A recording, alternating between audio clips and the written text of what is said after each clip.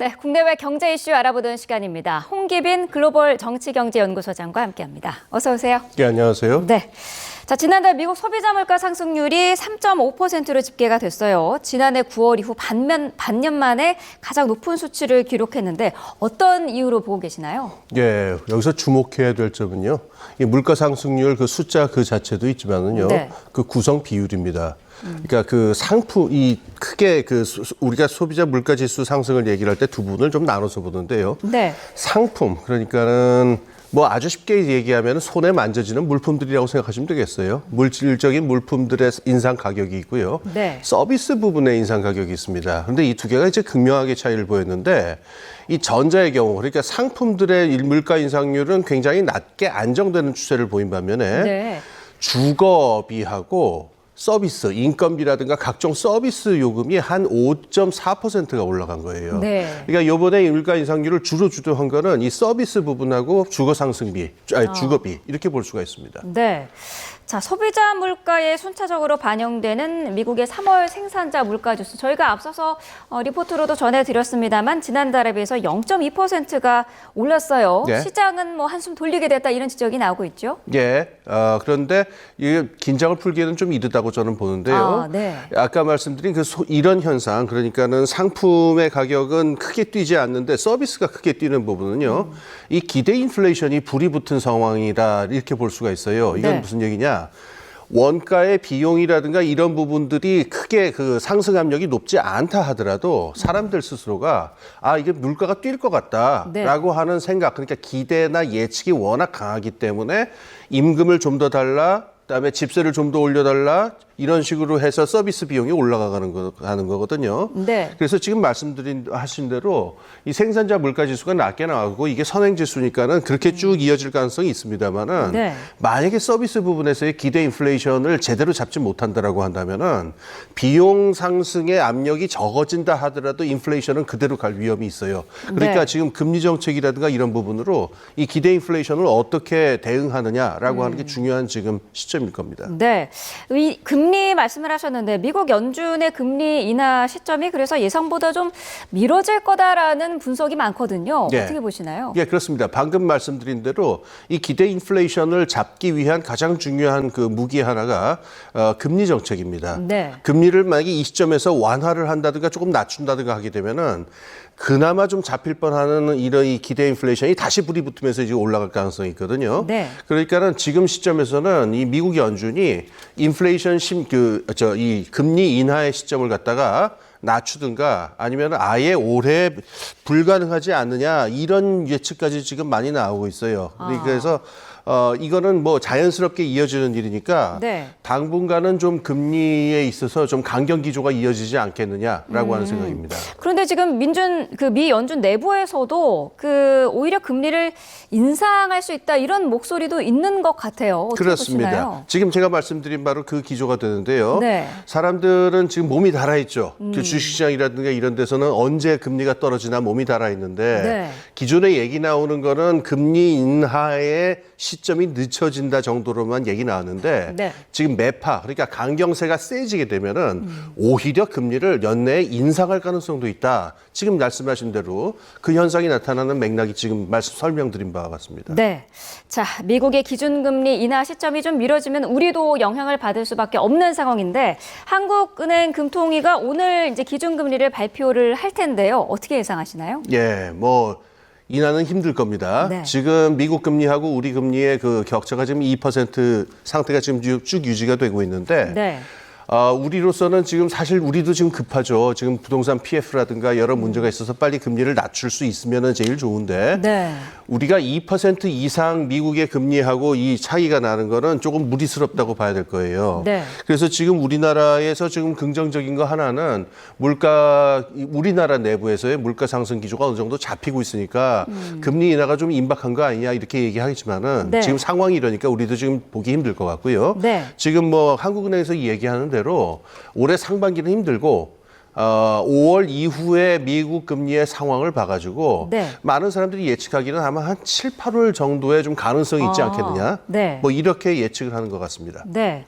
가계부채나 부동산 PF 문제도 지금 뭐 안 좋은 상황이죠. 여전히 경계해야 될 상황인 건가요? 예, 그나마 조금 좋은 소식인데 우리나라의 그 가계부채가 계속 팽창하고 있었거든요. 네. 그런데 이제 고금리 상황이 계속이 되고 뭐 여러 가지 요인이 있다 보니까 요번 달에 들어가지고 드디어 가계대출이 줄었다고 그래요. 네. 그동안 10년째 계속 가계대출이 매달 늘어나는 추세였다가 지난달에 가계대출 잔액이 2조 원 가까이 줄어드는 현상이 있었다고 합니다. 네. 그러니까 어느 정도 뭐라 그럴까 좀 불안한 기조가 좀 꺾였다고 할까요? 그리고 신용대출 부분도 많이 줄어드는 부분이 있습니다. 요거는 밝은 측면이지만은 네. 이 부동산 PF의 불안정성, 그래서 지금 어떤 그 원자재 가격의 상승이라든가 분양의 어떤 불확실성이라든가 이런 부분으로 상존하고 있는 상황에서 이제 금리 같은 부분들이 빨리 낮아져줘야 되는데 네. 이게 지금 그렇게 되질 않으니까 부동산 PF에서의 위험은 상존하고 있습니다. 아, 그렇군요. 자, 총선이 끝난 시점인데 물가가 더 오를 거다 이런 우려도 계속 나오고 있어요. 예. 어떻게 보시나요? 뭐 이른바 그 풍선 효과라고 하는 그런 얘기 때문에 그런 것 같은데요. 이건 뭐 우리나라만 그런 게 아니고 뭐 어느 나라나 가령 인플레이션이 있으면은 총선이 다가온다 그러면 정부 입장에서는 물가를 내리누를 수밖에 없어요. 네. 일단 그 선거가 다가오니까.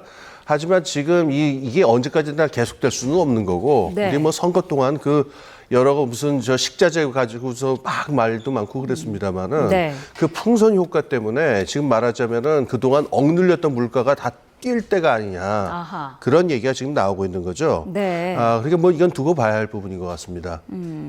자, 이런 와중에 지금 금, 또 주식, 달러, 비트코인 이런 게 다 같이 오르고 있어요. 이런 걸 뭐 에브리싱 랠리 현상이라고 예. 한다고요. 예, 그렇습니다.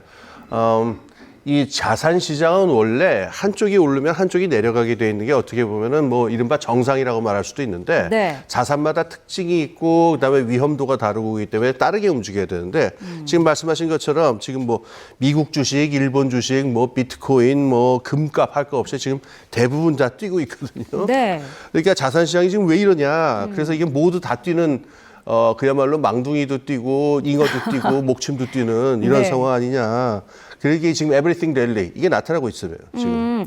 말씀하신 것처럼 금은 안전자산이고 예. 주식은 위험자산이어서 서로 사실 반대로 움직여 왔던 게 그동안의 공식이었는데 예. 왜 이렇게 동시에 오르고 있는 걸까요? 네, 이게 참 흥미로운 일입니다.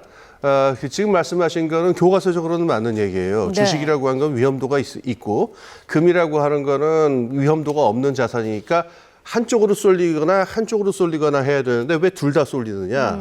지금 2020년대라는 세계 경제 상황이 좀 독특한 국면에 있어서 그렇습니다. 네. 두 가지 요인이 동시에 있는데 하나는 뭐 좀 이따 또 말씀드릴지 모르겠는데 유동성이 어마어마하게 풀린 상태예요. 네. 2008년에 우리가 세계 경제 위기를 겪지 않았습니까? 그 이후에 미국 연준부터 시작해서 한 7조 달러 정도가 추가적으로 지난 10몇 년 동안 풀렸다고 하거든요. 네. 그러니까 이 everything rally라고 말하는 자산 시장에서의 현상은 유동성이 대규모로 풀리게 되면 다른 도리가 없습니다. 네. 어디서나 펄펄 끓게 돼 있어요. 그 요인이 하나 있는데 그러면은 위험 자산으로는 또 왜 몰리느냐? 그러면 그렇게 해서 만약에 유동성이 많이 풀렸으면 대부분 안전자산으로 가야 되는 게 아니냐?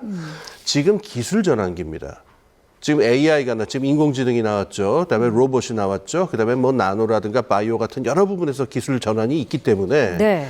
지금 크게 뛰는 주식들이 있고 아주 미래적으로 그 전망이 좋다라는 주식들이 많으니까 이 기술 전환기의 독특한 특징 때문에 기술주를 중심으로 해서 주식 부분에서도 많은 돈들이 지금 몰리고 있는 거예요. 그러니까 지금이 아주 독특한 국면이다 이렇게 말할 수 있어요. 유동성도 많이 풀리고 기술적인 전망 같은 것도 존재하고요. 네. 사실 그 금값은요, 안전자산의 대명사이지 않았습니까? 지금 근데 날이 갈수록 계속해서 오르고 있는 상황인데 지정학적인 영향이 크다고요? 네, 그렇습니다. 이게 금이 아주 재미있는 자산인데요. 일단 그 값이 굉장히 불안정해요. 네. 왜냐하면 금이라고 하는 자산은 밑에 어떤 이거를 어떻게 가치를 평가할 거냐라고 하는 게 굉장히 모호하기 때문에 계산식이 네. 여러 가지 지정학적인 조건이라든가 사회 정치적인 조건에 굉장히 민감하게 반응을 해요. 근데 이게 중요한 문제가 이 우크라이나 전쟁 이후의 동향인데요. 네. 전쟁 이후에 그 중국이라든가 러시아 같은 그 국가들이 미국 달러 헤게모니에서 이제 벗어나야 되겠다라고 하는 움직임 같은 것들이 있어서 중국 같은 경우에는 가지고 보유하고 있는 자산 중에서 미국 국채를 대량으로 매도하고 대신 금을 사고 이럽니다. 네. 이게 중국만 보이는 행태가 아니라 다른 개발도상국이라든가 이런 경우에 많이 이런 행태를 보이니까 금값이 굉장히 올라가는 원인이 지정학에 있다. 이런 얘기 나오는 거죠. 아, 네. 자, 이런 지금 에브리싱 랠리 역풍도 우려가 되고 있는 상황인데 이렇게 되면은 국내에 있는 예금과 적금도 빠져나간다고 해요. 그렇죠. 네, 어디로 가는 걸까요? 뭐 당연히 이제 여러 가지 자산 시장으로 가게 되는데 아마 그 중에서도 수익률이 높고 뭐 리스크도 같이 높을 겁니다만은 네. 이제 가상화폐라든가 이 수익률이 높은 시장으로 쭉 빠져나가는 것 같습니다. 그러니까 지금 아시다시피 예금 적금이라고 하는 거 금리 은행 금리가 어느 정도 높아지긴 했습니다만은 네. 자산 시장이 지금처럼 펄펄 끊게 되면은 그 차익이 차등분이라는 게 있거든요. 그러니까 당연히 펄펄 끓는 자산 시장 쪽으로 쭉 빨려나가는 일이 벌어지는데 네. 지난 2월 말 한 달 동안에 무려 14조가 넘는 돈이 빠져나갔다고 하네요. 아, 그렇군요. 예. 과거에도 이렇게 에브리싱 랠리 현상이 있었다고 하죠. 예. 네. 좀 짚어주시죠. 크게 보는 분은 한 3번 정도가 있었다고 하는데 네. 첫 번째 이 3번의 그 에브리띵 랠리의 공통점은 유동성이 어마어마하게 풀려 있는 상황이다. 이건 다 똑같아요. 네. 그러니까는 그 윗목이고 아랫목이고 펄펄 끓는 거는 아래 장작을 너무 많이 뗐을 때 이런 거니까. 우선 첫 번째 있었던 때는 1차 대전 직후입니다. 그때 이제 스페인 독감하고 1차 대전이 끝나고 나서 전후 복구를 위해서 돈이 유동성이 굉장히 많이 풀린 상황이고요. 네. 지금하고 똑같습니다. 그때도 자동차라든가 이런 기술 전환이 벌어지고 있는 때라서 2차 산업혁명이 완결되는 때라서 기술혁명도 벌어지고 유동성도 많으니까 1920년대 말 정도가 특히 미국을 중심으로 해서 에브리띵 랠리가 나타났던 때고 네. 두 번째는 1980년대 그러니까 그 플라자 합의 이후에 일본 엔의 가치가 굉장히 높아지면서 또 유동성이 풀렸을 때입니다. 그다음에 세 번째는 얼마 전에 우리가 겪었었던 팬데믹 때인데 이때 어떤 그 구제 자금이라든가 이제 이런 것 때문에 엄청난 유동성이 또 풀렸었죠. 네. 이 유동성이 몽땅 자산 시장으로 가면서 펄펄 끓는 일이 있었다.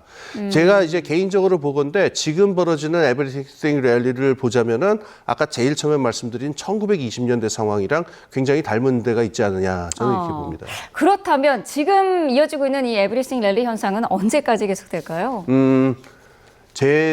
쉽게 끝나지는 않을 것 같아요. 이 자산 시장이 펄펄 끓는 일은 2010년대 중반 정도부터 이제 계속됐고요. 네. 지금 인플레이션과 고금리임에도 불구하고 이 풀려난 유동성이 제대로 회수가 되질 않고 있습니다. 네. 그리고 지금 기술 혁신도 지금 막 시작되고 있는 불이 붙고 있는 단계라고 볼 수가 있기 때문에 저는 조만간은 이 현상이 좀 계속되지 않을까 그런 전망을 가지고 있습니다. 네.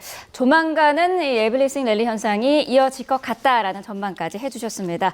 자, 여기까지 듣도록 하겠습니다. 홍기빈 글로벌 정치경제연구소장과 함께했습니다. 오늘 말씀 감사합니다. 예, 감사합니다.